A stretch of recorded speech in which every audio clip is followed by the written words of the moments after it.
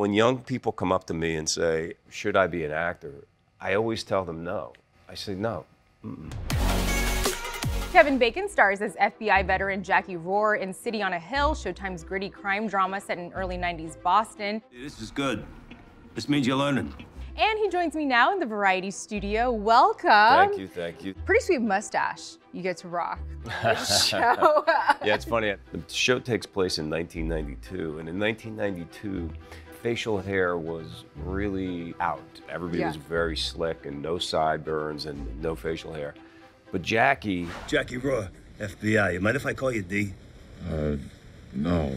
Is still stuck in about 1984. Yeah, philosophically.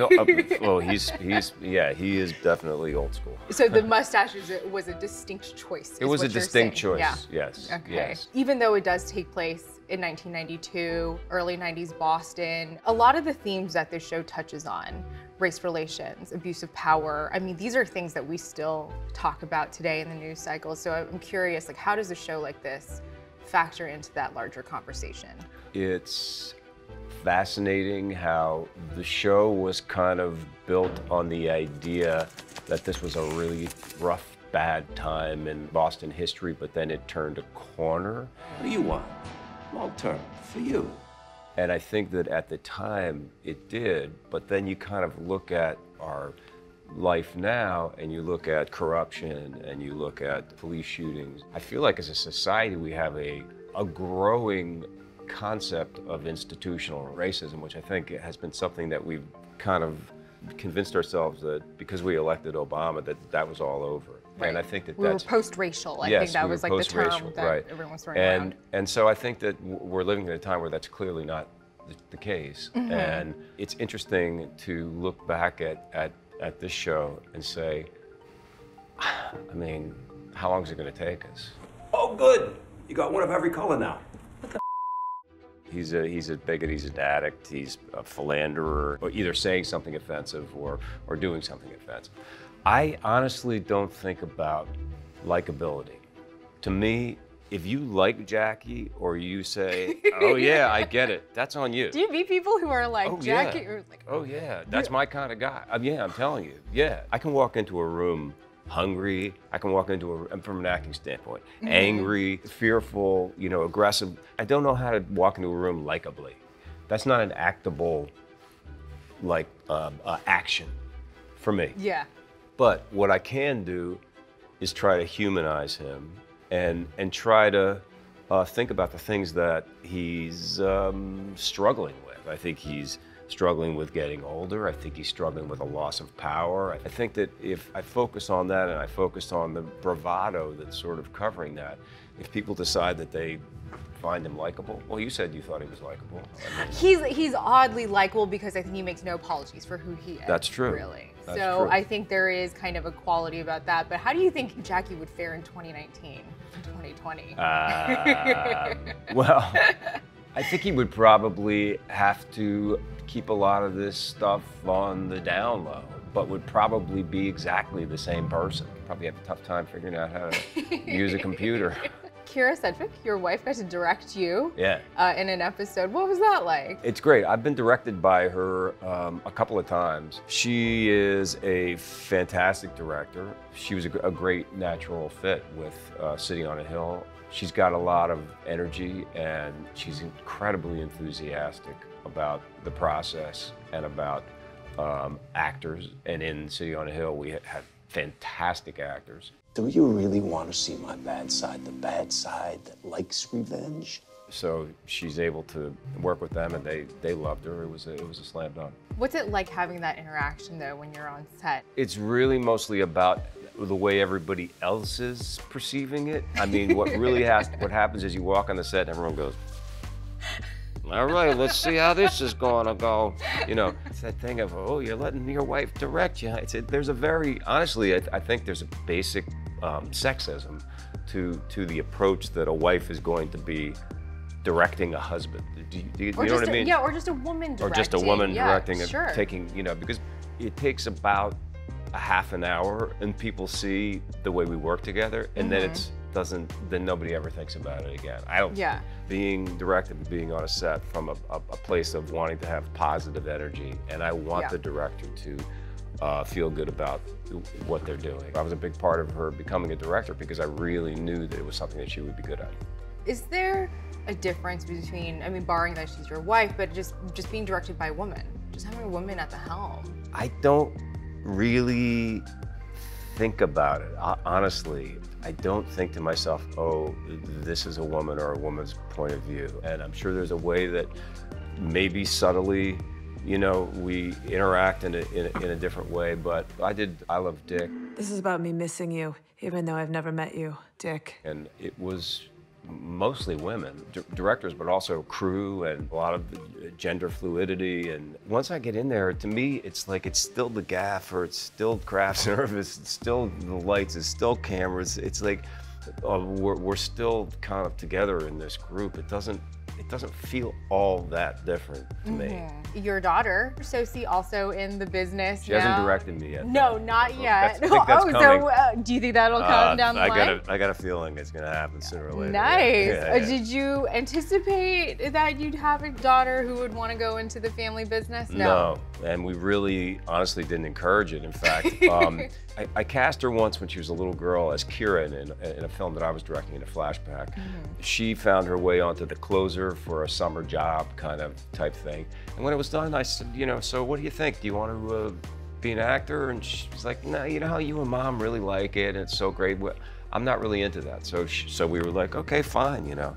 Later on, when she decided that she wanted to do it, I said, what happened to, you know, you didn't want to do this? And she said, honestly, I think I was just saying what I thought you wanted to hear.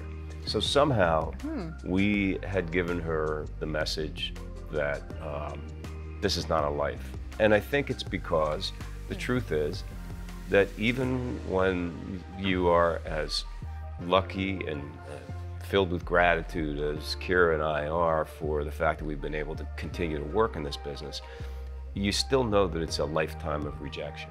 That if you are an actor, you gotta have the thickest skin. I mean, everybody is going to take a shot at you sooner or later. But you know, when young people come up to me and say, should I be an actor? I always tell them no. I say no. Because the kid that can then say, he said no, I told him to go to hell, that's the person that really should be the actor, I think. Because that's the person that's gonna have the drive and the ability to hang in there. So that once she had made this decision, after somehow being given the message that we didn't think was the greatest life, I felt like, well, then you're ready. At this point in your career, what's the thing that makes you go, yeah, that's something I want to spend 10, 12 hours on a set for, right? Well, let me first preface that by saying I love spending 10 or 12 hours on a set. I love being an actor. The time on the set and the time between action, especially the time between action and cut, is what I've thought and worked and, you know, cried and, you know, desired my whole life. So I still dig it. I dig the shit out of it, especially when I get a part like Jackie. Every time they give me something to play, it's something interesting and complex. Yeah. And it's the role, and it's like the idea, have I walked in these shoes before? I treat everyone the same. Bad. You know, I've played numerous guys from Boston. I've played numerous FBI agents. This is maybe my, fourth or fifth FBI agent. But I haven't played this guy. Yeah. You know what I mean? Right. And I haven't played this guy in a cowboy hat, or I haven't played this guy in tights. I've actually never done anything in tights. I mean, isn't the DC universe expanding? No, I've always believed that Kevin Bacon really has to stop probably around the turn of the century. I can't go any earlier than that. No one is going to buy it. Actually, that would be a challenge for me to put some tights on, do some sword fight. You know? So many things are reboots, remakes. They are. When I was telling the people closest to me who are also fans of yours, I call them the Baconators, by the way. I don't know what you call your fans. I like the Baconators. I like Baconators. So the Baconators in my life, they really want to know, like, what movie universe do you want to revisit from your repertoire? Well, I have a very specific thing that happened, which was wanted to reboot Tremors. No scientist can explain it. Bert, they're under the ground! Yeah. And worked very hard on it and did a fantastic pilot with Blumhouse. Andrew Miller was the writer of it. And we shot the pilot and I thought it was cool, and Sci-Fi decided not to go forward with it. You know, I liked that character because it was the only character that I really looked at and said, you know, I want to see where he's at 25 years later. You know, we left him at a certain point. We had this, he has Val. Val, right. He had this extraordinary kind of thing with these, you know, worms, underground worms. And he's not a smart man and, you know, kind of a loser, but he was able to, you know, fight these worms. Now let's see what happens 25 years down the line. There's streaming services now. There's so many different platforms that projects can go to. I mean, how can we push this down the pipeline? Because everyone I asked was like, Tremors. That's the thing that they want to see you back in. Right. I don't know the answer to that. I feel like we've kind of explored the options, and but you know, listen, you never know. Stranger things have happened. Yes, and Stranger Things has happened. Stranger on Things Netflix. has happened. Do you binge a lot of shows? I am a real consumer of movies and of shows, and I want to support our industry, and I go out to the movies, and I stay home, and I watch things. Oh, I just finished The End of the World. Thought was fantastic. We just started Crown. What's the biggest thing that you've seen change in the business since you started your career? Well, I mean, the digital thing, you know, honestly, when I started my career, from the day I started my career, people were like, you know, kids, the business has changed. And I would say, yeah, and then 10 years later, well, the business is not. And I was like, but it never really changed. You know what I mean? There were little things that would kind of change. Video, Blockbuster, it sort of changed, but it really didn't change all that. And now it has fundamentally changed. Movies that people go out and watch, I looked at movies and I wanted to be in movie theaters. And there was a time in my life when if an agent came to me and said, I got a TV series for you, I would fire the agent. I was so anti doing that. So much for me helping you then. Is that what this is? Well, I'm out of practice at being nice. I love television. I'll never stop doing television.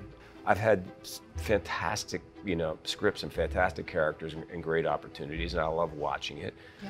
But I miss movies, you know. I miss being in them, and there's not that many of them that get made. So maybe it'll, you know, the pendulum will pendle back. Yeah, you know? I think so. Something for everybody's taste. This was delightful. I'm Thank so you. glad that you stopped by. I really do think you can rock some tights, though. I think Thanks. you can rock that stash. Then you can do the tights. I don't know. I don't know. We'll have to put a pin in that. Yeah, Kevin, thank you so much. Thank you so much.